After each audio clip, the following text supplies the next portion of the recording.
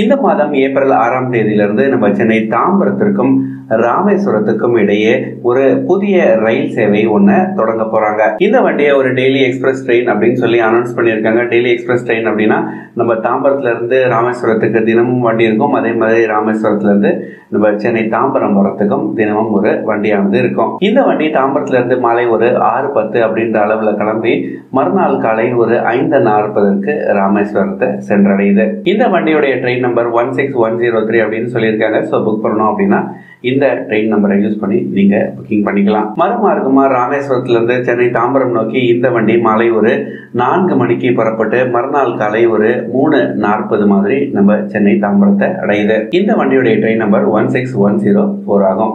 இந்த 2 வண்டிகளுக்கான reservation April 4ஆம் தேதியான நேற்று தொடங்கி இருக்கு. ஏப்ரல் 6ஆம் தேதி மாதிரி நம்ம பாரத பிரதமர் மோடி அவர்கள் பாம்பன் பாலத்தை திறந்து வைக்க போறாரு. ஸோ இந்த ட்ரெயின் சர்வீஸும் அன்னைக்கே தொடங்கிடுது. இந்த ட்ரெயின் எந்தெந்த ரயில்வே ஸ்டேஷன்ஸ்ல நின்று போக போகுது அப்படின்ற தகவல் தான் இப்ப நீங்க ஸ்கிரீன்ல பார்த்துட்டு இருக்கீங்க. நம்ம சென்னை தாம்பரத்துல இருந்து மேலும் ஒரு புதிய ரயில் சேவை அப்படின்னு தான் சொல்லணும்.